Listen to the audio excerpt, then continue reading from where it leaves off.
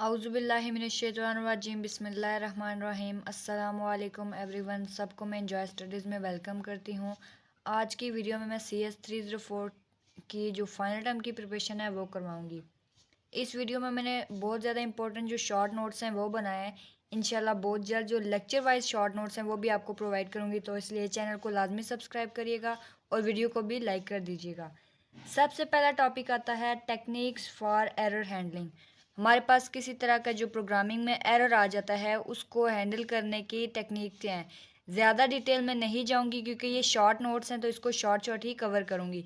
आपका काम क्या है कि ये जितनी चीज़ें हैं इनको एज इट इज़ याद करते जाना है। सबसे पहली जो टेक्निक है वो है abnormal termination. Thing and our program is terminated abnormally by operating system. Operating system जो हमारे कंप्यूटर में चल रहा होता है वो खुद ब खुद एक एरर को हैंडल करने की कोशिश करता है, उसको क्या बोलते हैं, एबनॉर्मल टर्मिनेशन। सेकंड पे आता है ग्रेसफुल टर्मिनेशन। ग्रेसफुल टर्मिनेशन क्या होता है, if error is not abnormal then, जो पहली टॉपिक में पढ़ा है ना हमने पॉइंट ए में कि एबनॉर्मल ही खुद ठीक हो जाता है, लेकिन अगर वैसे ना हो तो फिर क्या होता है, then graceful occur it causes the wastage of resources, program performs clean up task. Graceful का मतलब होता है कि एक्स्ट्रा कोई होता है जो खुद ब खुद कोई अच्छा सा काम कर देता है, दैट्स इट। एबनॉर्मली काम नहीं कर रहा तो ग्रेसफुल आ जाएगा उसको ठीक करने के लिए। Return the illegal values. The clean up task are of local nature. जो हमने टास्क को क्लीन किया है, ठीक किया है, वो क्या होते हैं, लोकल नेचर के होते हैं। और यहाँ पे जितनी लाइंस लिखी हुई हैं MCQs के लिहाज से हर लाइन इंपॉर्टेंट है, कोई लाइन छोड़ने वाली नहीं है, लिहाजा सारी चीज़ों को इस तरह से देखना है कि आपका कोई ना कोई चीज़ खाली जगह में आ जाएगी और आपने उसको अच्छे से याद करना है। There remains the possibility of information loss, यानी कि जो इलीगल वैल्यू होती है उन्हें वापस कर देता है, अपने पास नहीं रखता operating system. Return error code from a function. Programmer has avoided this system crash. जो बनाने वाला होता है प्रोग्रामर, वो इस चीज़ को अवॉइड कर देता है कि सिस्टम क्रैश भी हो सकता है, लेकिन but the program is now in an inconsistent state. जब प्रोग्रामर इस चीज़ को इग्नोर कर देता है कि ये सिस्टम क्रैश भी हो सकता है, तो वो क्या हो जाता है, इनकन्सिस्टेंट स्टेट में चला जाता है, यानी कि वो कोई अच्छे से काम नहीं कर सकता या कंसिस्टेंटली काम नहीं कर सकता। Exception handling. It enables separation of main logic and error handling code. ये जो मेन लॉजिक होता है और एरर होता है उन दोनों के दरमियान में सेपरेशन कर देता है, यानी कि अलग कर देता है। और आपने देखना ये कितने पॉइंट्स हैं, ई तक है, यानी कि 1 2 3 4 5 हमारे पास बन रहे हैं एरर हैंडलिंग की तकनीक्स। तो आपका MCQs बन सकता है कि ये टोटल कितनी है, तो यहाँ पर बुक में आपकी 5 लिखी हुई है, तो आपने 5 को टिक कर देना है। हमारा नेक्स्ट टॉपिक आता है डेफिनेशन ऑफ सम टर्म्स, यानी कुछ इंपॉर्टेंट टर्म्स हैं जिनकी डेफिनेशन आपने देखनी है। सबसे पहली है डिफ़ॉल्ट कंस्ट्रक्टर। डिफ़ॉल्ट का मतलब है जो चीज़ खुद ब खुद हो जाए, ठीक है। Default constructor is such constructor which either has no parameter values और some parameters, these have default values. The benefit of default constructor is that it can be used to create class object without passing an argument. अब यहाँ से मैं आपको बताती हूँ गलती क्या है। एक प्रोग्रामर है, उसने कोई प्रोग्राम बनाया, वो कंस्ट्रक्टर डालना भूल गया, तो ये प्रोग्रामर की गलती होगी ना कि उसने यहाँ पे कंस्ट्रक्टर नहीं डाला। तो क्या होगा, यहाँ पे जो सिस्टम के अंदर एक अपना कंस्ट्रक्टर पड़ा हुआ है ना, वो खुद ब खुद ऑटोमेटिकली एक्टिवेट हो जाएगा, तो इस चीज़ को बोलेंगे डिफ़ॉल्ट कंस्ट्रक्टर। और ये क्या करता है, आर्गूमेंट्स को पास करता है। उसके बाद आता है implicit default constructor. Compiler generate implicit default constructor for any class. ये आपका क्वेश्चन है, कंपाइलर जनरेट करता है, कोई भी कंस्ट्रक्टर है तो उसे कंपाइलर जनरेट करता है for any class in case have not given any constructor for the class. अगर क्लास के लिए कोई कंस्ट्रक्टर नहीं दिया तो वो जो यूज़ होगा उसे बोलेंगे इम्प्लिसिट कंस्ट्रक्टर। और डिफ़ॉल्ट भी होगा, इम्प्लिसिट डिफ़ॉल्ट कंस्ट्रक्टर, हम भूल गए देना तो वो इस तरह का डिफ़ॉल्ट कंस्ट्रक्टर देगा। एक्सप्लिसिट का मतलब है कि हमने खुद दिया है, हमें याद था और हमने सिस्टम को खुद एक कंस्ट्रक्टर दिया, तो इस चीज़ को बोलेंगे explicit default constructor. If user have given constructor for any class, अब किसी न किसी क्लास के लिए ही कंस्ट्रक्टर दिया जाता है, विदाउट एनी आर्गूमेंट्स और with all arguments with default with.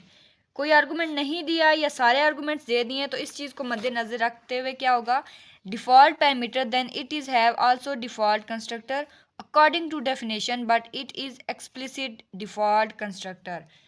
Explicit default constructor मतलब इसकी कोई ना कोई पैरामीटर हो सकते हैं, आर्गूमेंट्स हो सकते हैं, और हो सकता है आर्गूमेंट ना एग्जिस्ट करते हों। नॉन डिफ़ॉल्ट कंस्ट्रक्टर, इसको भी रीड करते हैं एक दफ़ा। इफ़ अ बेस क्लास मतलब पेरेंट क्लास, ये आपका क्विज है, साथ साथ याद कर लें। बेस क्लास क्या होती है, पेरेंट क्लास भी होती है।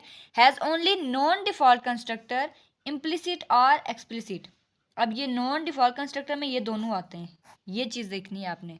Then will create object of any class derived from the base class. अब ये बेस क्लास है, इसके अंदर से जो चीज़ डिराइव्ड होगी उसको बोलेंगे चाइल्ड क्लास या फिर डिराइव्ड क्लास। ये आपका सेकंड क्विज हो गया।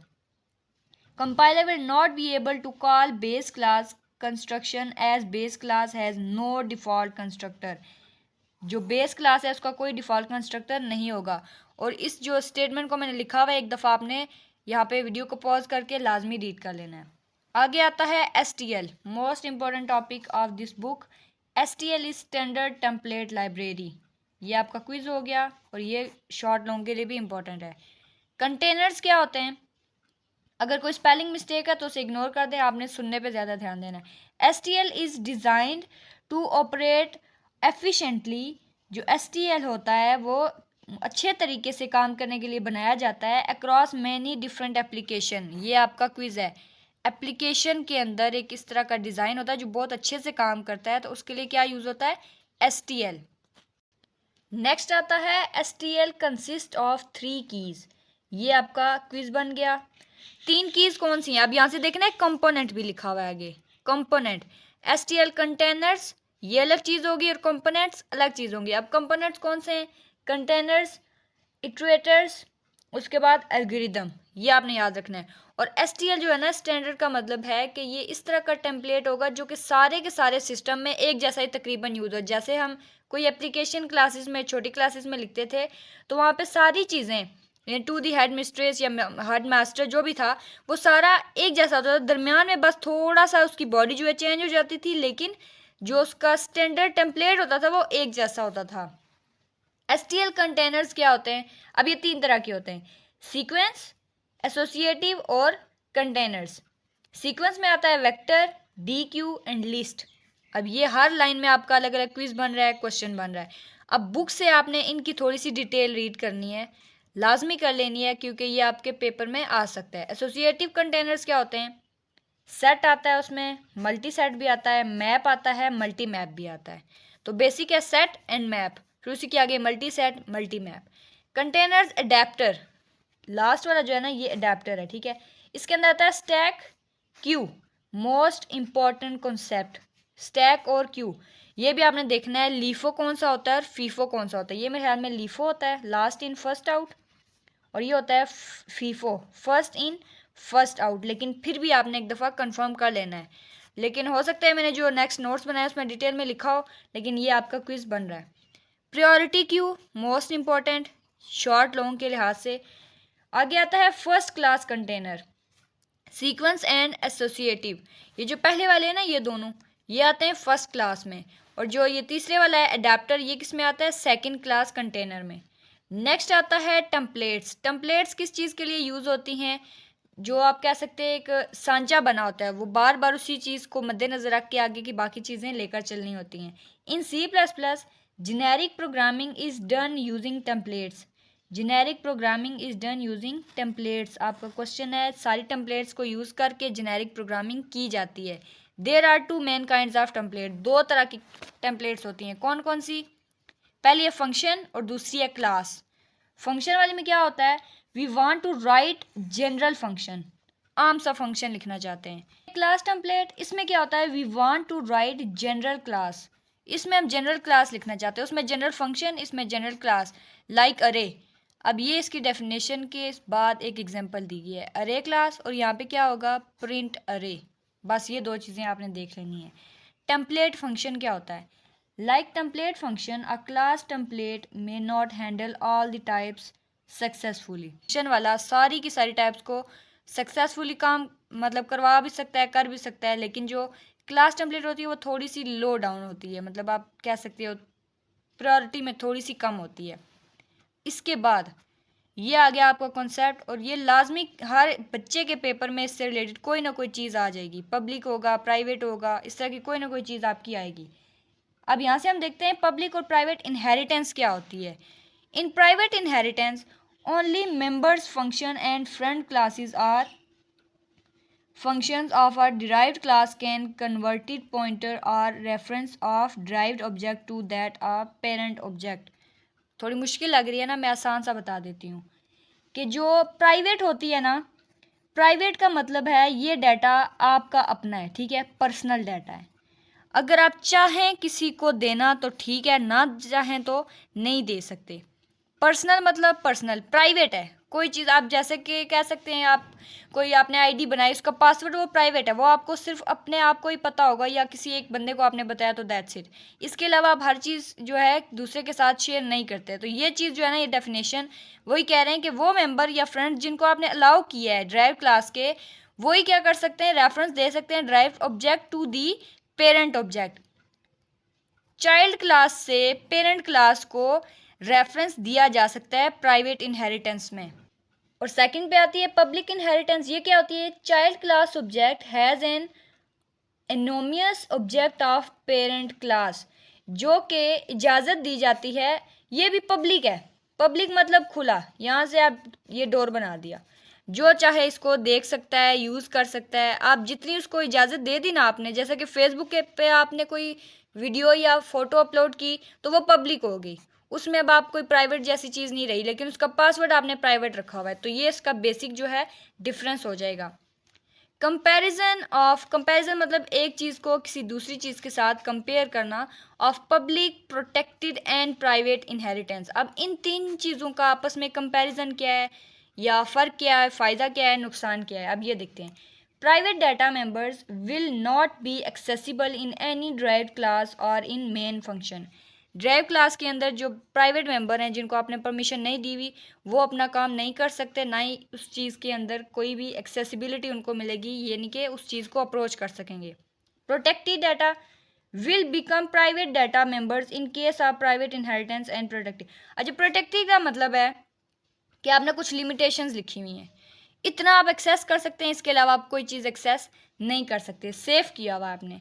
उसके बाद जो है यहाँ से private inheritance and protected data members of drive class in case of protected inheritance, ये भी आपने एक दफ़ा रीड कर लेना। मेरे ख्याल में ये नोट कंप्लीट नहीं है, लेकिन यहाँ से जो ये टॉपिक है इससे रिलेटेड बुक से आपने एक दफ़ा लाजमी पढ़ लेना है, क्योंकि ये मोस्ट इंपॉर्टेंट टॉपिक है।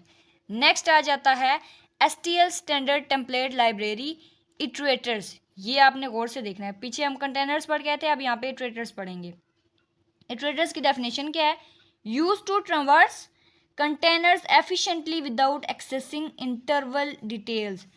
ज़्यादा डिटेल में जाने की ज़रूरत नहीं है, लेकिन क्या करता है, कंटेनर्स को ट्रांवर्स कर देता है और अच्छे से एक्सेस करने की परमिशन दे देता है। Now we will see iterators provided to us in standard templates. अब यहाँ से हम देखते हैं कि हमें क्या चीज़ जो है दी जाती है स्टैंडर्ड टेम्पलेट में। STL iterates provide pointer operation such as static plus plus. STL iterates हैं कौन से, 5 हैं। आपका नया क्विज बन गया। जो 5 तरह के STL इटरेट्स होते हैं, इनपुट वाला, आउटपुट, फॉरवर्ड, बाय डायरेक्शनल। 2 तरह की डायरेक्शन होंगी, इधर से और इधर से, इनपुट भी हो रही है और आउटपुट भी हो रही है। आप इस तरह से एग्जांपल ले सकते हैं। रैंडम, कोई पता नहीं इनपुट हो रही है या आउटपुट हो रही है, लेकिन रैंडमली ये काम कर रहा है। तो ये इस तरह की लेयर बनेगी, ठीक है, first layer, second layer and उसके ऊपर थर्ड लेयर। फर्स्ट लेयर के अंदर होगी इनपुट, आउटपुट और फॉरवर्ड। और जो सेकंड है यहाँ पे बाय डायरेक्शनल, यानी कि दोनों डायरेक्शंस में काम करेगा। रैंडम एक्सेस के बारे में भी, ये भी ट्रेड्स की 5वीं किस्म है। आप क्वेश्चन नंबर 10 पे आता है एल्गोरिथम्स, मोस्ट इंपॉर्टेंट। इसकी डेफिनेशन होती है, algorithm is a sequence of steps to solve a problem. कोई भी मसला है उसे स्टेप बाय स्टेप सॉल्व करने के तरीकों को क्या बोलते हैं, एल्गोरिथम। और कंप्यूटर साइंस में क्या होता है कि जो भी कंप्यूटर के किसी भी मसले को हल कर रहे हैं किसी रूल के मुताबिक, प्रिसाइज रूल्स के मुताबिक, उसको बोलेंगे एल्गोरिथम। और ये जो कंसेप्ट है ज़्यादा कंप्यूटर साइंस में ही यूज़ होता है। STL includes 70 standard algorithm. आपका क्वेश्चन बन गया कि कितने स्टैंडर्ड होते हैं इसके, 70 होते हैं। These algorithm may be iterators to manipulate containers. ये STL algorithm also work for ordinary pointer and data structure। algorithm किस चीज़ के लिए काम करता है, ये देखना है। STL algorithm की बात हो रही है, सिंपल algorithm नहीं है। ये काम करता है किसी पॉइंटर के लिए भी या किसी डाटा स्ट्रक्चर के लिए भी। डाटा स्ट्रक्चर आपकी एक पूरी बुक है, उसको अगर आपने अभी नहीं पढ़ा तो इंशाल्लाह नेक्स्ट सेमेस्टर में पढ़ेंगे उसको, और पॉइंटर को काम करने के लिए यूज़ करता है। An algorithm works with a particular containers only if that container support a particular iterates category। अगर ये वाली चीज़ जो है ना एग्जिस्ट कर रही है तो इसके साथ कंटेनर्स भी एग्जिस्ट कर रहे होंगे। सिंपली ये बता रहे हैं कि अगर कंटेनर को वो वर्क करने के लिए यूज़ कर रहा है या उस पर काम कर रहा है तो उसका मतलब है कि वहाँ पे कोई ना कोई इटरेटर भी एग्जिस्ट करता होगा। A multi pass through algorithm for example requires bidirectional iterates at least. यानी कि इस एल्गोरिदम में कम से कम ऐसे वाला ट्रेस हो जो कि बाई डायरेक्शनल हो, दोनों साइड्स पे काम कर सकता हो। उसके बाद आता है generic programming. It refers to programs containing generic. Generic मतलब उस प्रोग्राम का, अगर यहाँ पे एक चीज़ प्रोग्राम में कोई चल रही है ना तो उसका दूसरे प्रोग्राम या उसके दूसरे सिस्टम के साथ कोई ना कोई कनेक्शन ज़रूर होना चाहिए। जेनेरिक एब्स्ट्रैक्शन क्या होती है? General code that is same in logic for all data types like print अरे फंक्शन। जो भी जनरल कोड है वो एक जैसा होना चाहिए, सेम इन लॉजिक होना चाहिए, मतलब एक जैसा काम करना चाहिए। उसके बाद है नेक्स्ट आता है we initiate that generic program abstraction. अब प्रोग्राम एब्स्ट्रैक्शन में क्या आता है? फंक्शन या फिर class. For a particular data type such abstraction can work with many different types of data. अब ये जो जेनेरिक प्रोग्राम की एब्स्ट्रैक्शन होती है मुख्तलिफ तरह के जो डाटाज होते हैं उनके साथ भी काम कर सकती है। अब हम देखेंगे जेनेरिक प्रोग्रामिंग के फ़ायदे क्या होते हैं। Advantages of generic programming: reusability, code को दोबारा से यूज़ कर सकते हैं, काम कर सकते हैं। राइटेबिलिटी, लेसर टाइम टू राइट, मतलब कोड लिखने में जो है कम टाइम लगता है।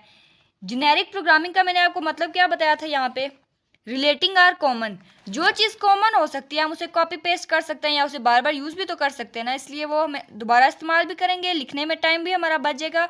मेंटेनेबिलिटी, मतलब उस चीज़ को मेंटेन करना ईजी हो जाएगा। Code is easy to maintain as changes are needed to be made in a single function of class instead of many function or classes। next आता है pointer।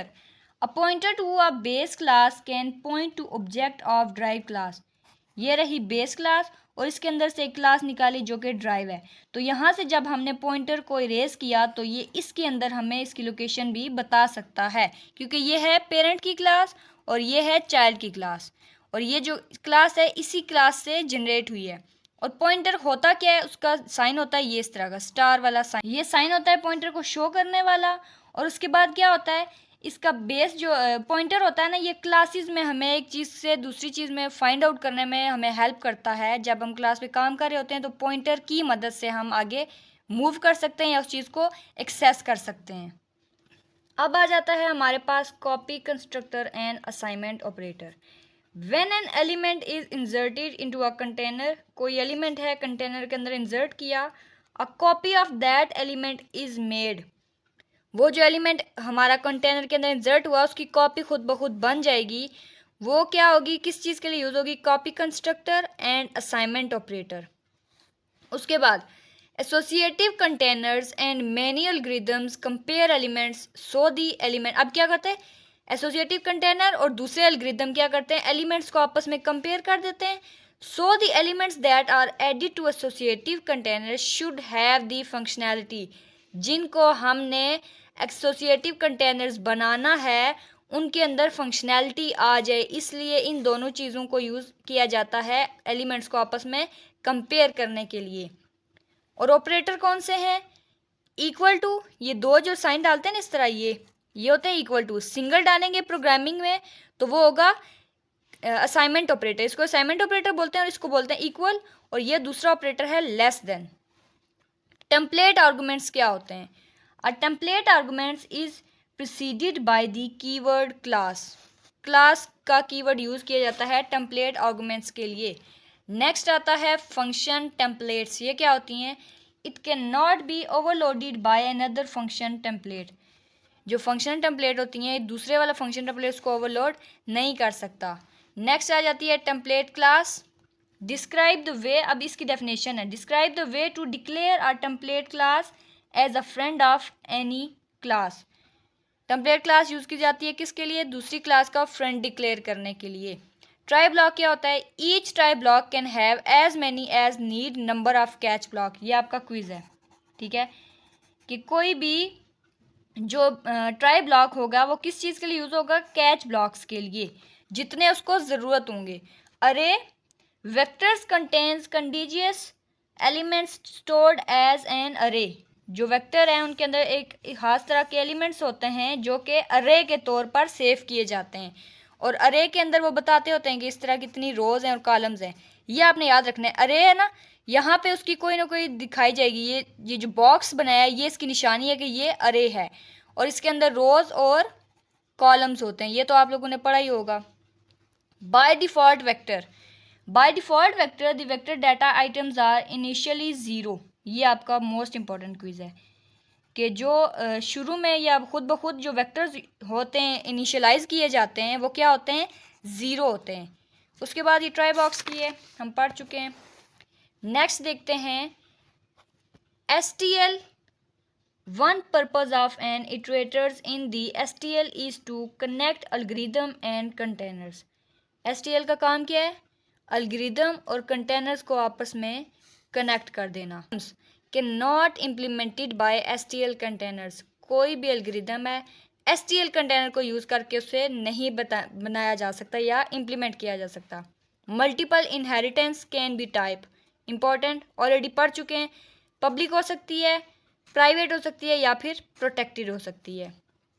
नेक्स्ट आता है इन सब typing a base class can be replaced by it's drive class. Most important कि कोई भी base class है तो वो ड्राइव क्लास से रिप्लेस हो सकती है किस कंडीशन में? सब टाइपिंग की कंडीशन में।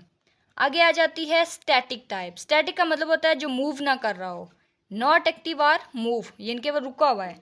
The type that is use to declare a reference, reference मतलब किसी चीज़ का पता बताना। Or pointer is called its static type. जो रेफरेंस है या पॉइंटर वो चेंज तो नहीं होता, इसलिए इसको बोलेंगे स्टैटिक टाइप। सब टाइपिंग द प्लस प्लस यानी कि डबल प्लस है, plus plus operators take one or no argument if overloaded question mark. अगर ये क्वेश्चन मार्क ओवरलोड किया जाए तो क्या होता है? जो प्लस प्लस ऑपरेशन है वो आर्गूमेंट ले सकते हैं, एक आर्गूमेंट, या फिर हो सकता है कोई भी आर्गूमेंट ना लें। आर्गूमेंट कह सकते हैं, आपको मैं यहाँ से बताती हूँ। आर्गूमेंट ये है f(x) is equal to Y. ये जो वेरिएबल डिक्लेयर किए ना इस चीज़ को बोलते हैं आर्गूमेंट्स देना, और इसमें ये बताते हैं कि इंडिपेंडेंट कौन सा है। ये इंडिपेंडेंट है, ये डिपेंडेंट है। ये भी आपने याद रखना है, ये भी आपका क्वेश्चन बन रहा है कि ये जो f के साथ होता है ना ये इंडिपेंडेंट है और ये डिपेंडेंट है, और ये जो एक्स वाई यूज़ होते हैं इनको बोलते हैं वेरिएबल्स। आगे आता है कंपोजिशन। कंपोजिशन का मतलब है किसी चीज़ को जोड़ देना, इकट्ठा कर देना। द लाइफ ऑफ सब object is dependent on the life of master class in the composition. ये रहा आपका मास्टर क्लास, ठीक है, मास्टर क्लास। इसके अंदर एक छोटा सा है, इसको बोलेंगे हम सब ऑब्जेक्ट। सब का मतलब छोटा, तो सब ऑब्जेक्ट इसकी लाइफ जो है मास्टर क्लास की लाइफ के ऊपर क्या होती है? लाइफ ऑफ सब object dependent on the life of master. इसकी ज़िंदगी मास्टर क्लास पे डिपेंडेंट होती है। अगर इससे कोई फ़र्क पड़ेगा तो इसको भी नुकसान होगा। Overloading and excessive burden. Overloading का मतलब है ज़रूरत से ज़्यादा किसी चीज़ को डाल देना। कौन सी चीज़ें हैं जो ओवरलोड हो सकती हैं और कौन सी चीज़ें जो ओवरलोड नहीं हो सकती? ग्रेटर देन इक्वल टू, ये है असाइनमेंट ऑपरेटर, और ये ब्रैकेट, ये चीज़ें क्या हो सकती हैं? ओवरलोडेड। और ये क्वेश्चन मार्क और ये जो है सेमी कॉलन, ये दो चीज़ें हैं जो कि ओवरलोडेड नहीं हो सकती। किस में? प्रोग्रामिंग में। सिंटैक्स ऑफ टेम्पलेट क्लास, और ये हमारा लास्ट आप कह सकते हैं नोट है। और इसके बाद मैंने आपको पहले भी बताया था स्टार्ट में भी कि आपके लिए लेक्चर वाइज भी मैं नोट्स बनाऊंगी, तो इंशाल्लाह चैनल को लाजमी सब्सक्राइब करें, उससे आपको बहुत ज़्यादा हेल्प होगी। और बोनस टिप ये है कि मैं 50+ MCQs की फ़ाइल भी बनाऊंगी अगर आपका रिस्पांस अच्छा आया तो, क्योंकि इसके लिए मुझे बहुत ज़्यादा टाइम निकालना पड़ रहा है, अपना टाइम ख़ास तौर पर निकालना पड़ रहा है, तो आप इस चीज़ को अंडरस्टैंड करें। नेक्स्ट है syntax of template class. When we write a class template the first line must be, ये मोस्ट इम्पोर्टेंट है इस बुक में से काफ़ी चीज़ों के टेम्पलेट्स आते हैं। Class, less than template, T and greater than, and that's it. एक लाइन याद करने वाली है। यहाँ से मैं आपको कुछ चीज़ें ना इंपॉर्टेंट बताती हूँ, भागने वाली कोशिश मत करो। यहाँ पे आपने देखना है शॉर्ट प्रोग्राम्स, ठीक है। ये मैंने प्रोग्रामिंग आपको नहीं करवाई, ये CS304 है, यहाँ से प्रोग्रामिंग इंपॉर्टेंट है। उसके बाद सिंटैक्स देखने हैं, ठीक है। और लास्ट पे जो रहता है आपका शॉर्टली स्टडी होल बुक, ठीक है। मतलब एक ओवरव्यू ले लेना है बुक का। तो ये चीज़ें आपको एग्ज़ाम में अच्छे नंबर लेने पर हेल्प करेंगी। तो उम्मीद करती हूँ जो आज मैंने नोट्स बनाया वो आपको बहुत ज़्यादा हेल्प आउट करेंगे। मिलते हैं नेक्स्ट वीडियो में। रखिएगा अपना बहुत सारा ख्याल। अल्लाह हाफिज़।